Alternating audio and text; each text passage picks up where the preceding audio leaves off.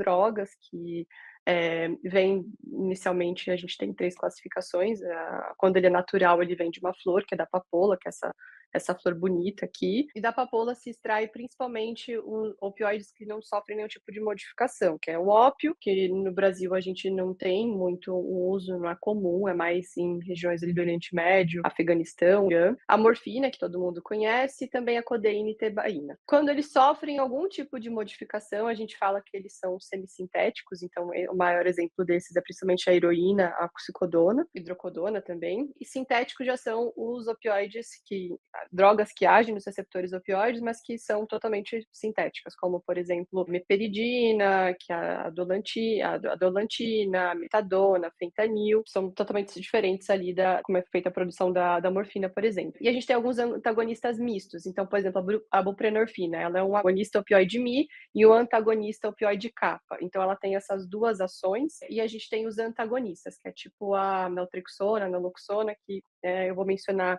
mais sobre elas para frente, mas que são drogas que antagonizam todos os opioides ali dos receptores. Então, quando a gente administra essas duas substâncias que são antagonistas, imediatamente eu faço com que todos os receptores ali eles fiquem bloqueados. Os opioides eles vão agir em 3 principais receptores que a gente tem, que é o Mi, delta e kappa, que vai ser importante para a gente entender o mecanismo de ação de cada droga. Então, como eu havia mencionado, a buprenorfina a gente sabe que ela vai ser um agonista Mi, um antagonista kappa, e isso tem algumas repercussões em relação ao uso dela, de como que a gente vai indicar. E a metadona, a morfina, por exemplo, elas são agonistas Mi, vão diretamente interferir ali estimular nos receptores Mi. E aí, assim, os receptores opioides, a importância dele no nosso corpo é muito grande, porque eles vão regular diversas funções fisiológicas. Então, os opioides, nós produzimos opioides endógenos, e esses opioides eles fazem diversas sinalizações, entre elas também a dor. Então a gente vai ter receptores ali em praticamente todos os órgãos do corpo. Os receptores opioides, eles são os que me dizem quando eu como uma comida gostosa, que aquilo é gostoso, que é prazeroso, ele sinaliza essa resposta de prazer. Ele também são receptores que quando eu faço um exercício físico e eu tenho aquele liberação de endorfina, estimula esses receptores do opioides no meu corpo, por exemplo, eu tenho uma sensação de analgesia, de bem-estar. Então, eles têm inúmeras funções e por isso que é tão complexo a dependência dos opioides, porque, como vocês podem ver, elas vão interferir em diversas partes do nosso corpo. Uma delas, inclusive, nas nossas emoções. Isso é um dos temas que a gente pesquisa bastante no nosso ambulatório, como que os receptores opioides, eles estão intrinsecamente relacionados às emoções humanas. Então, isso é algo que tem saído bastante nos últimos anos, como que em alguns sentimentos, como, por exemplo, raiva, medo, abandono, esses receptores opioides, eles também são responsáveis por modular essas emoções. Isso, na prática clínica, traz algo muito interessante que a gente observa nos pacientes, que é um medo tão grande de ficar sem um opioide, que lembra um pouco comportamentos infantis ali de abandono, porque provavelmente toca emoções muito primitivas e a maneira como a gente vai expressando elas acaba alterando também o nosso comportamento. Então,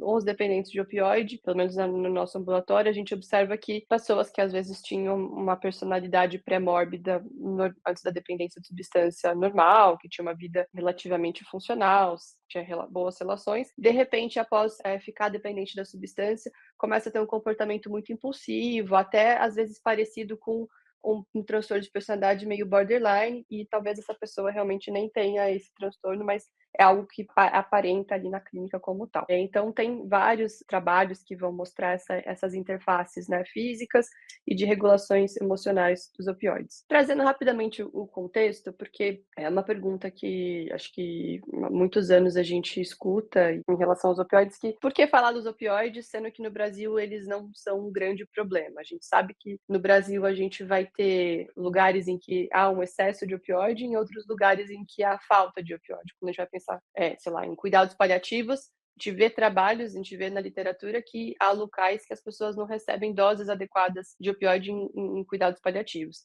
Isso é verdade. Por um outro lado, a gente vê que tem alguns bolsões dentro do nosso país em que há uma disponibilidade muito maior desse opioide e uma maior taxa de dependência. Então, a dependência de opioide, de fato, não é um problema semelhante a alguns outros países como Estados Unidos ou Espanha no mundo atualmente, porém a gente tem visto isso aumentar muito no Brasil. Isso se deve principalmente porque o Brasil ele não é inicialmente um país que entra na rota dos opioides. o Brasil está principalmente relacionado na rota de tráfico de cocaína. Então, o tráfico de cocaína ali da América Andina passa ali pelo Brasil, pelo Porto de Santos e é distribuído pelo mundo todo. E como vocês podem ver nesse gráfico, esse aqui que é a distribuição do opioide, o ópio ele é plantado principalmente nessa região do Oriente Médio, ali do Afeganistão. E do Afeganistão ele vai abastecer esses mercados ali da Europa, principalmente Estados Unidos, e um pouco de papoula que é produzido no México também vai para os Estados Unidos. Então acaba sobrando pouco opioide para o Brasil. Então acaba que inicialmente a heroína, que era uma substância, uma droga usada em outros países, no Brasil isso aqui chega pouco. Entretanto, o que a gente tem visto agora, esse cenário mudar um pouco nos últimos anos com a entrada dos opioides sintéticos. Então, à medida que começa a haver uma produção de larga escala dos opioides sintéticos, a gente não mais depende só dessa plantação lá da papoula. Então, grande parte desse mercado de fentanil, principalmente, né, de opioide sintético, tem vindo da produção da China, que vai abastecer diretamente ali, principalmente a América do Norte. E isso tem sido um problema, porque acaba que o fentanil ficou uma droga muito barata, e nos Estados Unidos, que era um país que já tinha uma cultura de usar-se mais heroína, e com todos os últimos anos que a gente tem visto sobre acho que vocês, não sei se vocês chegaram a ver aquela série da Netflix que tem sobre os opioides, explica um pouco desse mercado de como que é a oxicodona, e isso foi crescendo, a prescrição médica muito forçada pela indústria farmacêutica, as pessoas começaram a usar muito, ficar muito dependente, e em determinado momento elas começam a trocar esse opioide prescrito por um opioide ilegal, comprado de forma ilegal. E aí a gente começa a ver um boom de overdoses, né, no mundo, principalmente nos Estados Unidos, em que começa a ter muitas mortes decorrentes de overdose. E um fenômeno interessante que tem acontecido nos últimos anos é que a gente tem visto que, apesar deles começarem a regular mais as prescrições de opioide, infelizmente as mortes elas não têm acompanhado. Então, à medida que a gente vai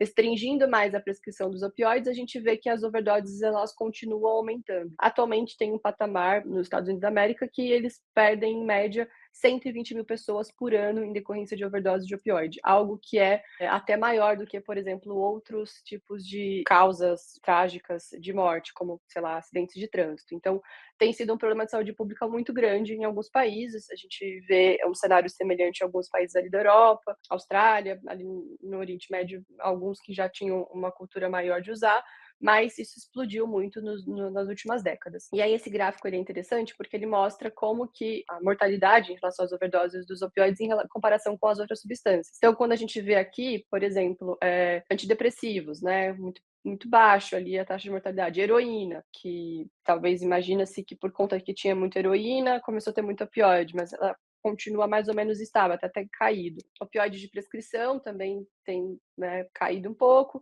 E aqui, cocaína, que seria uma droga que já causa uma mortalidade um pouco maior.